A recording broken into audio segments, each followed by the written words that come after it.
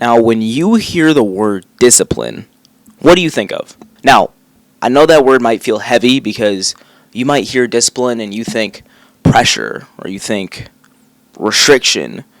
You might think punishment even. You might even think of those guys on TikTok who wake up at 4 a.m. every day to go to the gym.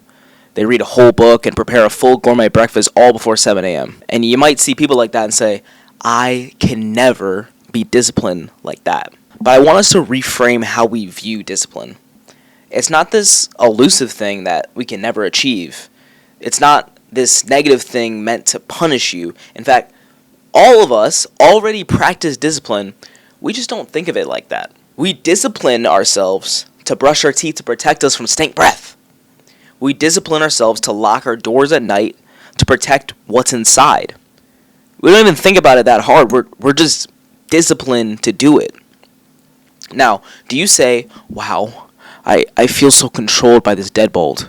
Or this toothbrush is so restrictive? Of course not. You have disciplines in place to protect the things that are valuable to you. Let me give you another example. So, as a newlywed, one of the disciplines me and my wife put in place, even before we were married, was to take every Sunday and do this thing called Sunday check-in. We would review our week and ask each other these questions, okay? Did you feel loved? Did you feel seen? Did I serve you well? We have the discipline to literally check in with each other every week. Even when we know we might have some difficult things to work through that we don't want to necessarily talk about, we do it anyway. Because that Sunday check-in is a discipline. Then we'll look forward to the next week and see what's on our schedules to make sure, we're intentional about loving, seeing, and serving each other in the upcoming week. That way we're on the same page for what's coming up. We don't do that to be controlling of each other or rigid or anything, but honestly, we develop disciplines to protect our marriage. Again, discipline protects what matters most. Okay, so again, we said discipline protects what matters. So what actually matters? Well, let me share with you the 3 most important things that discipline protects. Number 1, discipline protects attention. Your attention is constantly being competed for. Notifications, work, people, noise, other people's emergencies that somehow become your emergencies.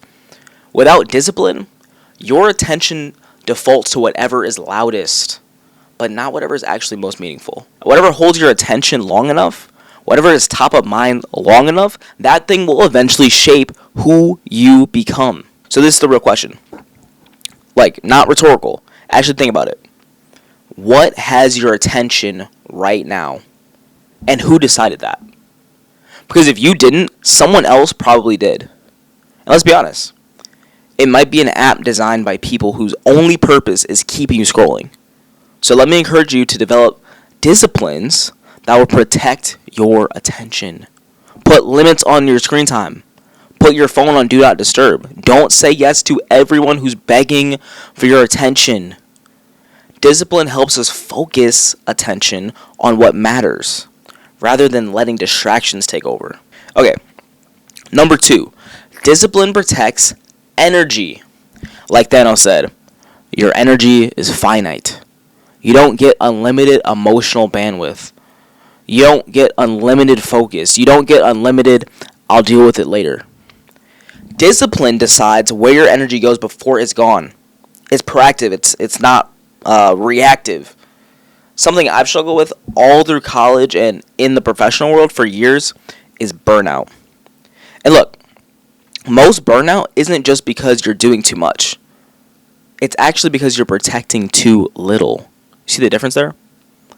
If everything has access to you and everyone gets a piece of you, then nothing really gets your best. If everything gets access to your energy, nothing gets your best energy. You see what I'm saying? And worst case scenario, if you don't implement discipline to protect your energy, you'll waste it on stuff that doesn't really matter. And then when it's time for the thing that does actually really matter for you, it's too late. Your energy is already gone. But discipline, look, I love this word. Discipline budgets energy so that the most important parts of your life don't get the leftover scraps. Now, this next one I'm super passionate about because, and I already mentioned it really earlier in the video, is number 3. Discipline protects relationships. Let me put it like this. When you develop disciplines in your relationships, specifically in communication and time management, man, that protects relationships from neglect. Most relationships fall apart because folks stop being intentional. Quality time doesn't just happen by accident. Meaningful conversations don't just happen by accident. But because we don't have any discipline, we don't have any margin, no space, no attention left. And look, this part is uncomfortable, but it's true. The people we care about the most often receive the least protected version of us. Not because we don't love them, but because we gave our best focus to everyone else and handed them whatever was left. And look, I'm guilty of this. But discipline protects us from all of that. Discipline says, me and my significant other, we will commit to X amount of dates this month. Discipline says, me and my friends will get together every other Tuesday. I mean, that's what we do, but something like that, right? Discipline puts those things on the calendar. Discipline won't waste attention and energy on relationships that take away from the relationships that matter most. Okay, last but not least, number 4, discipline protects identity. Discipline helps you live out those values you say you have and maintain your sense of self. Without discipline, when life comes your way and you're just going to be reactive, you're going to just respond to whatever's loudest, whoever's emergency seems the most urgent, whoever's pressing on you the most. But discipline allows you to act based on who you want to become, not who everyone else is telling you are, not what life is demanding out of you right now. Look, you don't just drift into becoming the person you want to be. No one wakes up one day and goes, wow, I accidentally became emotionally healthy. Or, wow, I accidentally became super physically fit. No. Wow, I became the most optimal person overnight. No. Every repeated choice is forming you. Every stacked win is leading you to become who you want to become. Every habit is shaping something. So implement disciplines so that the habits you form are forming you to become who you want to be. But look, here's the thing. When you don't have discipline, life is reactive. And let me just warn you that the absence of discipline probably doesn't feel dangerous at first. It might even feel free. It might feel like no rules, no pressure. I'm just living my life in the moment, day to day. I'll lock in later. Until something valuable starts to erode. Usually quietly and slowly over time. There's no alarm that'll go off. No warning notification that says, hey, your life is falling apart into chaos and burnout. No. You just wake up one day and realize your life is a mess. Not because you don't have motivation, not because you're some loser, but because you never put disciplines in place to protect the things that matter most to you. So, let me ask you a question. Is that okay? What in your life needs a little more protection right now?